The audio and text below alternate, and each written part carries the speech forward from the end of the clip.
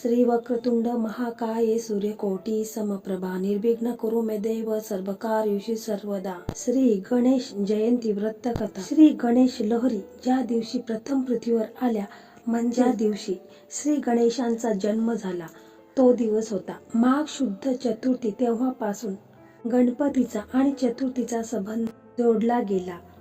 माघ शुद्ध चतुर्थी ही श्री गणेश जयंती म्हणून साजरी केली जाते। या तिथीचे वैशिष्ट्य म्हणजे या तिथीला श्री गणेशांचे तत्व हे नेहमीच्या तुलनेत 1 पटीने कार्यरत असते। धर्मशास्त्रानुसार गणेश जयंतीची व्रत कथा श्रवण केल्याने भक्ताला पूजेचे पूर्ण फळ मिळते, त्याच्या सर्व मनोकामना पूर्ण होतात। चला तर मग जाणून घेऊया गणेश जयंतीची व्रत कथा। एके दिवशी माता पार्वती स्नानासाठी जात होती, तेव्हा तिने महादेवाचा सेवक नंदीला असे सांगितले की माझ्या परवानगीशिवाय कोणालाही आत सोडू नको। माता पार्वती आदेश दिल्याप्रमाणे नंदी बाहेर राखण करत बसला। थोड्या वेळाने महादेव तेथे प्रकट झाले, ते आत जाऊ लागले। नंदीने त्यांना पार्वती मातेने सांगितलेला आदेश सांगितला। महादेव म्हणाले की नंदी, तो आदेश इतरांसाठी आहे, माझ्यासाठी नाही। यावर स्वामी भक्त नंदीने केवळ मान हलवली। त्याने नमस्कार करून तो तेथून निघून गेला। देवी पार्वतीने मळापासून केला गणपती दिव्य मंत्राने प्राण फुंकले। देवी पार्वतीला महादेव आल्याची चाहूल लागली। तिने महादेवाने विचारले की तुम्ही आत येताना नंदीने तुम्हाला अडविले नाही का? यावर महादेव म्हणाले, तो माझा एकनिष्ठ आहे, तो केवळ माझ्या आज्ञेचे पालन करतो। महादेवाचे उत्तर ऐकून पार्वती विचारात पडली। पार्वतीने असा विचार केला की आपण एखादा असा गण तयार करावा की तो स्वतःच्या बुद्धीने विचार करून निर्णय घेईल, तसेच तो धाडसी आणि पराक्रमीही असेल। हा विचार अंमलात आणण्यासाठी तिने एक कृती केली। पार्वतीने अंगाला जी हळद आणि उटणे लावलेले होते त्याच्या मळापासून तिने एक मूर्ती तयार केली। सुबक मूर्तीत पार्वतीने आपल्या दिव्य मंत्राने प्राण फुंकले। ती सुंदर मूर्ती आता एका रूपवान बालकात रूपांतरित झाली। पार्वती त्या बालकाला निहाळतच राहिली। तिने त्यास बाल गणेश असे हाक मारले। बाल गणेश तिला माता म्हणून बिलगला। माता पार्वतीच्या डोळ्यात आनंद अश्रू दाटून आले। आईच्या प्रमाणेच बाल गणेश तेजस्वी आणि बुद्धिमान होता। बाल गणेशाने आपल्या मातेस तसेच वचन दिले। एके दिवशी स्नानात जाताना पार्वतीने त्यास असे, स्नान करण्यासाठी आत जात आहे, तू दारावर उभा राहा, कोणासही आत येऊ देऊ नकोस। बाल गणेशाने तसे वचन आपल्या मातेस दिले। माता पार्वती निघून गेल्यावर बाल गणेश दारावर द्वारपाल म्हणून पहारा देऊ लागला। काही वेळानंतर देवाधिदेव महादेव तेथे आले। दाराबाहेर एक लहान बालक त्यांना दिसले, परंतु त्या बालकाकडे पाहिले आणि सांगितले की आजपासून तू माझा पुत्र आहेस, गौरीपुत्र बाल गणेश। बाल गणेश आईचे हे बोलणे मनापासून ऐकत होता। त्या पार्वती बाल गणेशास प्रेमाने कुरवाळून सांगते की तू माझा लाडका पुत्र आहेस, त्यामुळे मी जे सांगेल त्याचे पालन कर।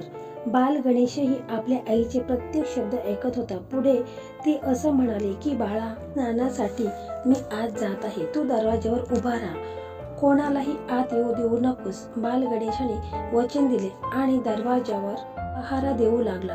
काही वेळात महादेव आले। त्यांनी एक लहान बालक दरवाज्यावर उभे दिसले। महादेव आत जाण्याचा प्रयत्न करत होते, पण बाल गणेशाने त्यांना थांबवले आणि म्हणाला, थांबा, तुम्ही कोण आहात? तुम्ही आत जाऊ शकत नाही।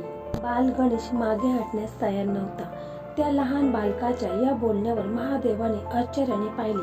ते म्हणाले, अरे बालका, मी येथील सर्व गणांचा स्वामी आहे, मी शिवशंकर आहे, तुझी पार्वती माता माझी पत्नी आहे, त्यामुळे कुणीही मला आत जाण्यापासून रोखू शकत नाही, तू तर मुळीच नाही।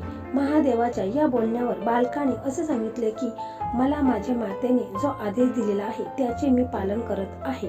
तुम्ही तिन्ही जगाचे स्वामी जरी असाल तरी मला माझ्या मातेने आदेश दिलेला आहे त्याचे मी पालन करत आहे। तुम्ही तिन्ही जगाचे स्वामी जरी असाल तरी मला माझ्या मातेचे बोल महत्वाचे आहेत। लहान बालकाच्या आतापर्यंतच्या सर्व बोलण्याकडे महादेव कौतुकाने उत्तर देत होते, परंतु त्यांच्या या हेकेखोर वक्तव्यामुळे ते चिडले। त्यांनी पुन्हा सांगून पाहिले की मला गृहात जाऊ दे, मात्र काही केल्या बाल गणेश मागे हटण्यास तयार नव्हता। महादेवाचा राग अनावर झाला आता मात्र महादेवाचा राग अनावर झाला. महादेव जेवढे भोले तेवढेच रागीट होते. त्यांनी तिसरा डोळा उघडला म्हणजे त्यांना खूप राग आला. एक लहान चिमुरडा आपल्याशी वाद घालतो, आपल्या पत्नीस भेटण्यास मज्जाव करतो या विचाराने शंकर भगवान संतप्त झाले. या क्रोधातूनच त्यांनी स्वतःचे त्रिशूल बाल गणेशावर उगारले. क्षणार्धात बाल गणेशाचे डोके देहापासून अलग झाले. ते मस्तक लांब वर फेकले गेले. माता पार्वती रागाने आणि दुःखाने आक्रोश करू लागली. माता पार्वतीस बाहेर चाललेल्या या घनघोर युद्धाची काहीच कल्पना नव्हती, परंतु मनातील शंका कुशंकाने ती बेचैन होती. ती बाहेर आली तेव्हा बाल गणेशाचा निर्जीव देह त्याच्या डोक्याशिवाय खाली पडलेले दिसलं. शिवशंकरचा रागाने प्रकार पाहून माता पार्वती रागाने आणि दुःखाने उद्विग्न झाली. ती आक्रोश करू लागली. महादेवास म्हणाले, तुम्ही हे काय केलेत स्वामी? बाल गणेशावर तुम्ही त्रिशूल का उगारले? तो आपलाच पुत्र होता. मी त्यास एका मूर्तीतून निर्माण केले होते. मला माझ्या बाल गणेश जिवंत हवा आहे. तुम्ही त्यास काहीही करून पुनर्जीवित करा, नाही तर ही सृष्टी मी भस्म करून टाकेन. पार्वती माता अगदी उद्विग्न झाली होती. माता पार्वतीचे हे निर्वाणीचे बोल ऐकून प्रत्यक्ष शिवशंकरही आतून हादरले.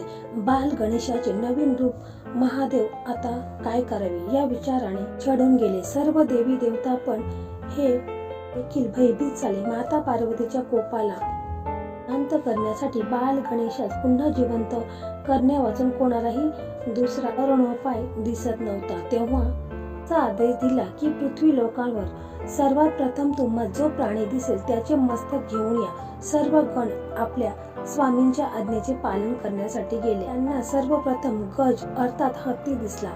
गणाने ताबडतोब त्या गजाचे मस्तक महादेवाच्या स्वाधीन केले. महादेवाने शिर बाल गणेशाच्या देहावर लावले आणि आपला मंत्र उच्चारण त्यास सजीव केले. आणि काय आश्चर्य, बाल गणेश उठून आपल्या मातेत जाऊन बिलगले. बाल गणेशाचे हे नवीन रूप पाहून माता पार्वती बरोबरच सर्वजण आनंदित झाले.